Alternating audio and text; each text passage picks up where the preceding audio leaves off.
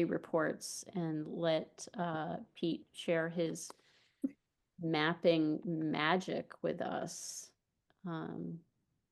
Pete Glore? Hi, everyone. Yeah, in the past year or so, all of BLT has been digitally mapped. And I just wanted to take you on a little tour of the two systems that we use and the map, because there's a lot of uses for it. And so if someone comes up with a need for, a map of a particular property, map of all of BLT, some sort of special overlay, just to make you aware that all this is kind of set up and I can easily produce those for you. So let me just show you what's been done. So Pete, when you say the properties have been mapped, that's a very passive voice. Was there like a team? Was there a person behind? Who did this? Yeah, it was a team of one. It was me, and yeah, they've been. The point is they're digitally mapped, and so, which is different from all the surveys we have and so forth. And it just makes it much more versatile to use and to manipulate and to work with and to create images and so forth. So let me just walk through this and stop me if you have questions along the way. So why did we do the mapping? Originally, we needed it for monitoring. All our stewards get a digital map of the property of their properties on their phones, so that they can walk the property, indicate on that map where problems are, put that in their report, and so that when work needs to be done, say by Trails or some other work party, they know where to go and where the particular problem is. So the on-phone app that we use is Avenza Map, and uploaded to that, I've uploaded all 71 properties, so that the steward can go download that to their phone and then use it as follows. So this is an example of one of our properties. It's 3 parcels, Lower Pine Creek A Preserve. And so how it's used is when the steward walks the property, this little blue dot, which represents their phone, is picked up by GPS and shows them exactly where they are in relation to the property line and the other parts of the property. And so you can zoom in and you can see here that when I took this screenshot of my phone, I was standing right on this, the corner of this property here, one of the parcels of this property. And then I walked a little bit along the property line and, so it shows me standing right there. So this lets stewards know exactly where the property lines are to check for encroachments, to keep them from straying onto other properties, trespassing, and so forth. When the phone leaves that area, the blue dot, of course, goes with it, goes away, but you can put down pins by pushing this button if you want a permanent marker of where you saw something, where you want to document something. So here I put down a red pin at the first part and a blue pin over there. Just to show you the power of this, this is now a same parcel standing across the street, sort of sighting along this property line here. And this is what I see. This is a couple of years ago now. I know the board is familiar with this issue. It's 171 Stony Creek Road is on the left, and BLT's property is on the right here. And to be honest with you, although I had stewarded this property a couple of times.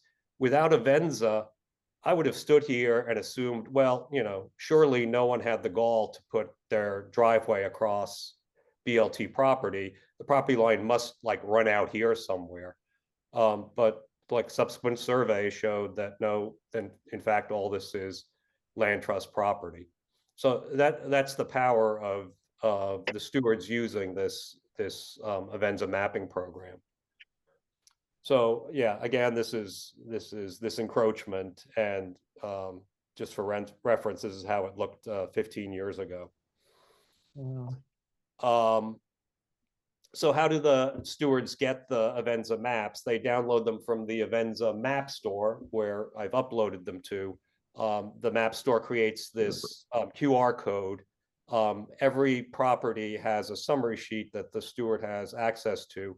They just point their phone to this QR code, and it downloads this map, except a digital version, to their phone. And then this is Lower Pine Creek E, a property I've stewarded for about 25 years now. And this is how the map was used. When I monitored the property, I took a picture of the sign for Gordon.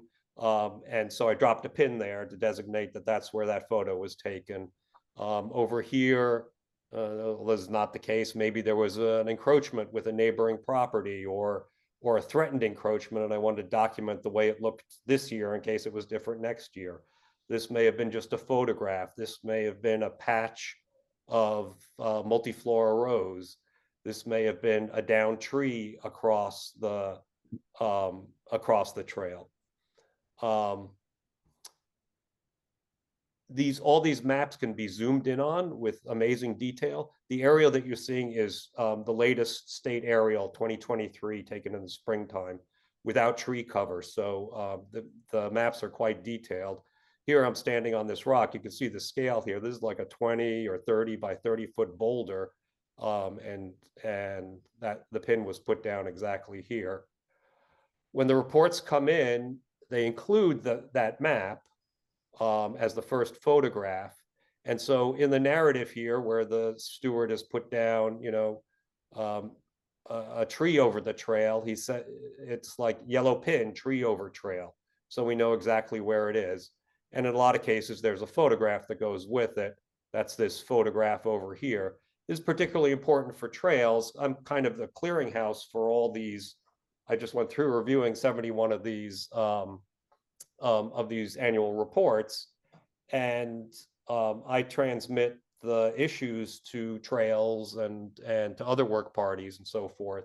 And trails does not want to be on, especially on a big property, walking around a property with a 25-pound chainsaw looking for a tree and not being able to find it. They want to know exactly where it is. And it's a bonus if they know what it looks like, because then maybe they think, well, for this little old thing, we're just going to take a handsaw and not carry in the chainsaw. So yeah, that's this picture here enlarged. So again, we have the stewards use the yellow pin both in their narrative and for the captions. So we're all on the same page where a particular issue was going on.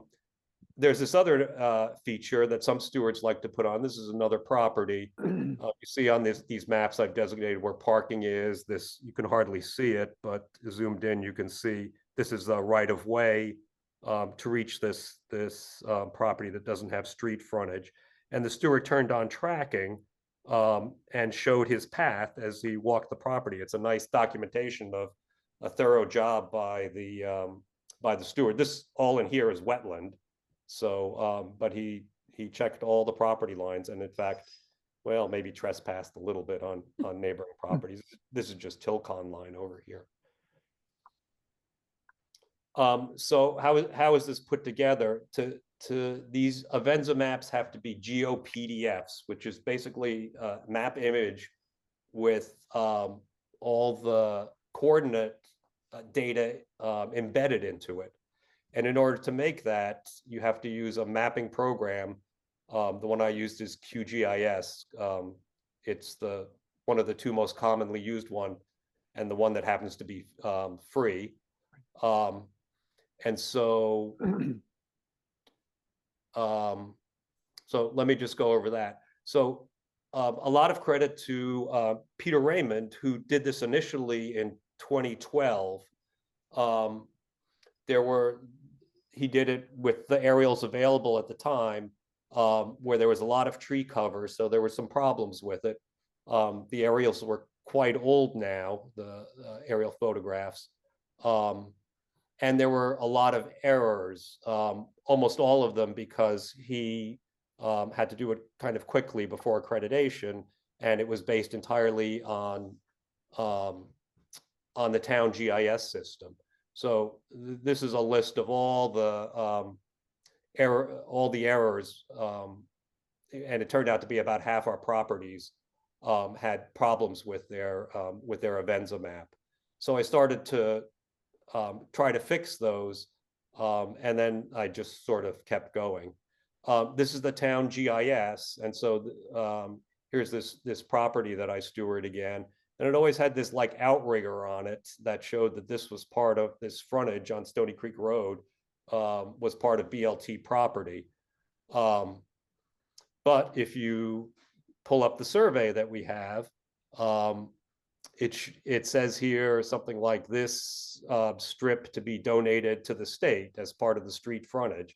So I did some research, which was namely calling up Bill Horn, and he said, yes, that went to the state. So instead of mapping it with this outrigger and confusing all future stewards as to whether or not we own that, I mapped it like this instead, with cutting off this area here. And then I did that for 150 other parcels, which comprise our 71 preserves and easements, and that's a map of all of them in Branford. And then from this program, this QGIS program, you can, it's like pressing a button, one of these icons up here, you can extract the GeoPDF that can then be uploaded to Avenza so that the stewards have access to it, so they can download it from Avenza. And so the GeoPDFs that I made look like this. That's for that property. Here's happens to be the one for Van Wee. And so the stewards have a quick access to all of those. So let me take you on a little tour of all this things that can be done with this big QGIS mapping program. Let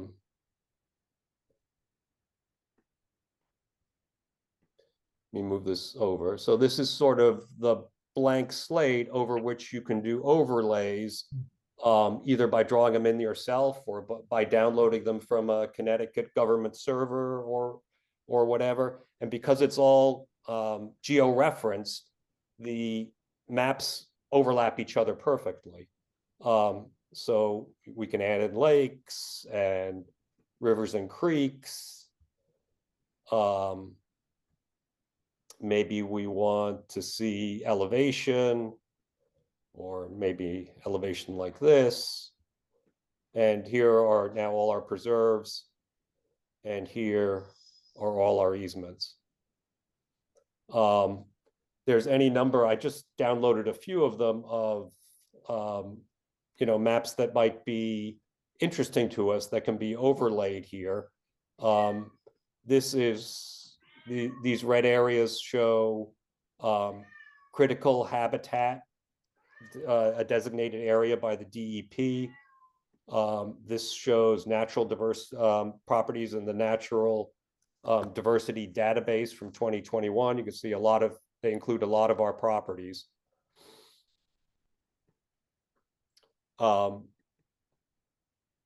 We can add that aerial from 2023.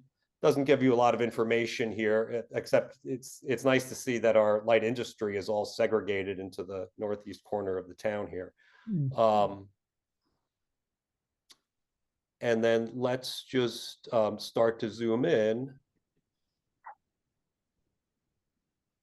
So you can see here sort of a regional area, all our properties in a regional area. And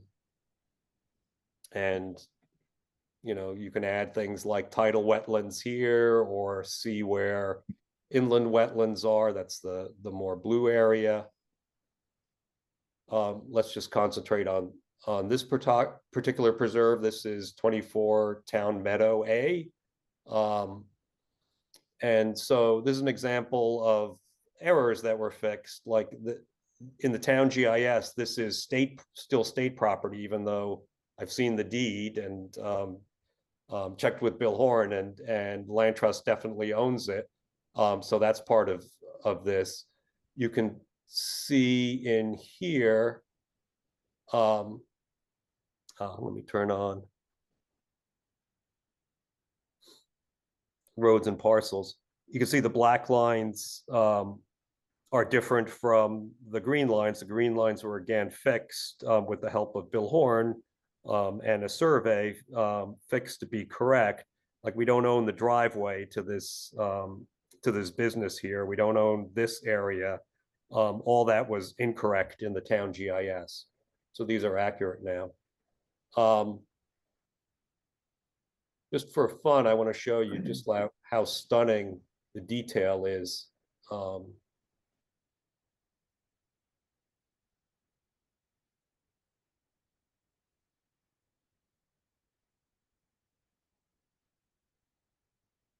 This is the football field. Mm-hmm.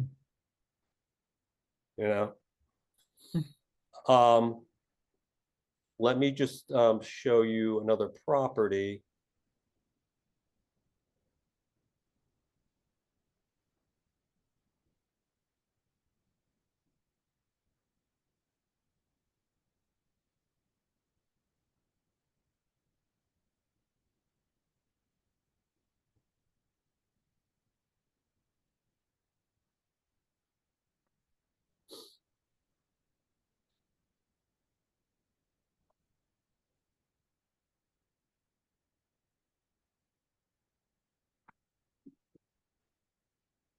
So this is Lower Pine Creek A.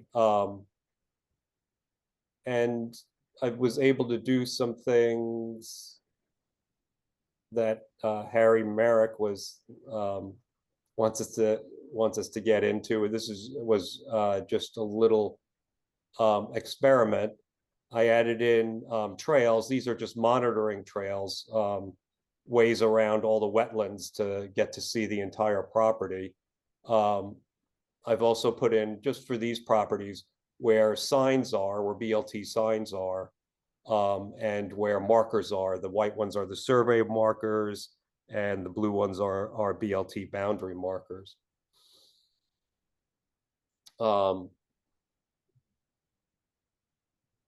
Just gonna zoom in here. This is that encroaching driveway again. And you can see it when making an argument for, against the encroachment, that this driveway, water washes down from this driveway into tidal wetlands, into a critical habitat area. And then, in fact, the entire area is part of the natural diversity database. So it's like an important piece of property, an important environmentally. And that case can be made, better with the mapping. There are all sorts of other tools. Any place where you put your cursor, you can have the exact coordinates.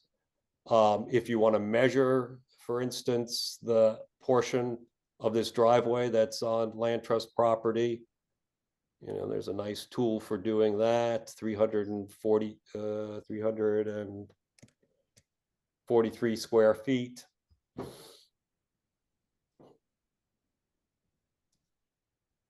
Pete, can I ask you about the signs? Do you have to put those in manually? Yeah, I just marked them with a pin when I monitored the property, and then I stuck it in manually. I see. Okay. But I can also do it if someone gives me coordinates. I can put them in. I see. Oh, that would be a good idea. Cause then I've got coordinates. I sent you that spreadsheet with all the coordinates of all the signs I could find. Yep. So that might be a rainy day project, huh? Yeah, a few rainy days. Julie asked me to put together a YouTube to introduce new board members to all our properties. So like from this map, I was able to do this.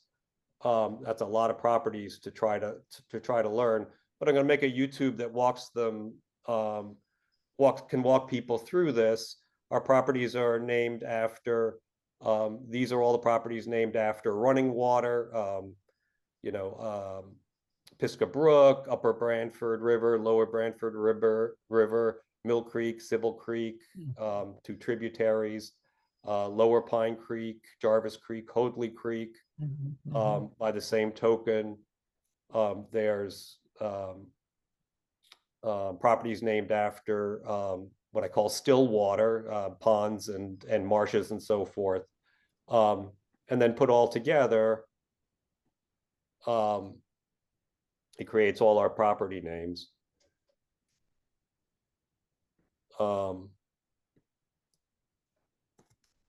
And I know people have had difficulty learning, about our new nomenclature, all the numbers and so forth. This is how our numbers are grouped.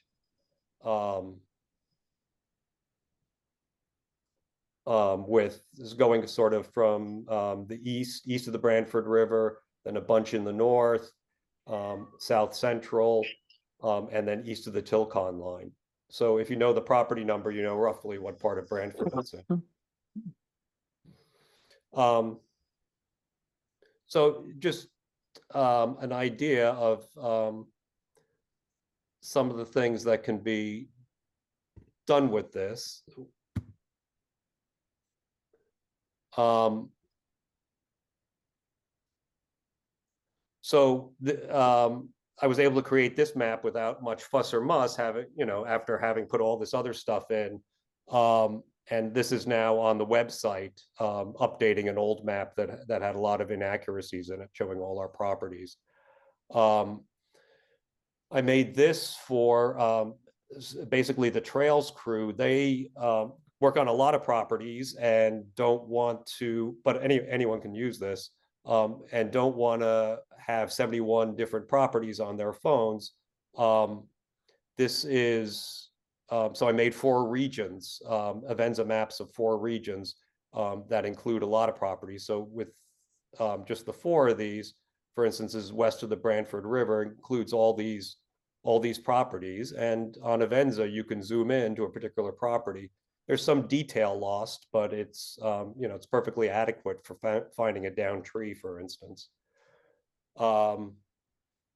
Julie asked me, she was giving a presentation to Deep, and she asked me to put together a map of our properties that have tidal wetland on her. And with like 15 minutes, now that it's all in this system, this olive green is the tidal wetland, and you can see where it overlaps our properties, which are outlined in green.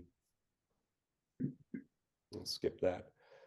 So yeah, then just to wrap up, yeah, I'd like to add trails to our I think it would be helpful to the stewards in checking the property. I'd like to add trails to this mapping system, and also other open space layers.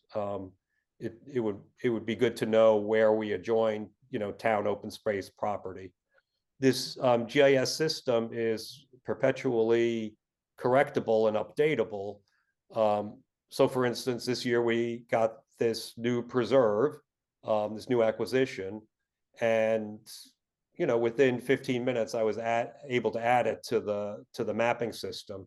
You can see here there's another case where the town GIS is way off from what the survey shows. This is Foot Sybil, the Stratton parcel. And we had reason to look up the survey because there was an encroachment over here, and come to find out that this, which was based on the town GIS, is incorrect. That in fact the survey shows that BLT, unbeknownst to us all these years, owns this cul-de-sac. This paved cul-de-sac. There's the end of 7th Avenue down near where Julie and I live. And so I was able to go in and correct that. Again, 15, 20 minutes, upload the new map to Avenza. So now the steward has an accurate map. Finally, a succession plan. All this, I maintain this Dropbox folder. The stewards use it. They have everything in here that they need. All they get is a link in October, and all the instructions and forms and everything that they need to do is contained in that link for them to upload their reports. I also have with head steward access, I have this whole mapping system. Every year I send to, so both the stewarding program and this mapping system, I think, can serve the land trust indefinitely. None of us are going to be around indefinitely. So I've written up a succession plan for both the stewarding and for the mapping. And I've sent half a dozen trusted younger BLT members the sort of the link that they need to get in here and hand this over to anyone who needs to take it over after I can't do it anymore. And by the way, should you want this mapping system, I'll send you the link and you can just download a couple of these files. You'd have to download the program, the QGIS program, and you can tool around in the mapping system and work with it yourself. There's some basic instructions that I wrote up that would get you started. Okay, so that's all I have to say. Any questions? Well, that was terrific. What a lot of work. Pete, that's just a wonderful addition to certainly from a trail standpoint, for just from, as you said, Julie, and getting grants and interacting with other conservation entities. This is just a gold mine of information. So thanks so much. Definitely send me a link for this. I've looked at the QGIS. It was just too much to get into, but I know if we get the trails going, we could get our trails onto the Connecticut Trail Finder, and it would expand the number of people that could actually use this tremendously. Yeah, all our trails, Richard Shanahan has worked on this, have been a shape file, which is what's needed to get into this system, of all our trails has been sent to Scrogue, and they produce those nice colorful maps that we have. But they lost their mapping person, and I know all that data is sitting on someone's neglected computer over at Scrogue, and I've been trying to get that from them, so I don't have to input it myself. I can just transfer the files, and it'll superimpose correctly over all this. So, but failing that, I will, I can draw in the trails for the future. Yeah, well, once we have official trails, we could upload them to the Connecticut Trail Finder, and that's through Yukon. That would be terrific. Yeah, that Yukon unit has been very helpful in getting me started in this. They have some nice video tutorials, and I've picked up the phone a few times to answer my questions, and they always ask about that. And I said, like, as soon as I can get them, we'll share them if providing the proper committee, the property management probably okays it. I'll send them along. Connecticut Forest and Park would probably be interested as well. So, very good. Thanks so much for doing that. Sure. You ought to get a raise, actually. That was great, Peter. Thank you very much. Yeah, that's great work. Thank you. Pete, what happens when your mapping doesn't coincide with the town? Is there any chance that property owners could object to, your version of the mapping? Well, it's not my version, it's a surveyor's version. So they can object, but yeah, but they'd be wrong. It's well known that you can't rely on the town GIS. They draw in a rough, I think they get surveys and they draw in when developments are made, they draw in rough lines and don't represent that they're, accurate in any way. So I don't think anyone would try to go into court with a town map. I gotcha. Great. Okay, Peter signing off. Barr, you're my hero. Thank you so much. This is an amazing amount of work and it will serve the organization really well for a long time. Thank you so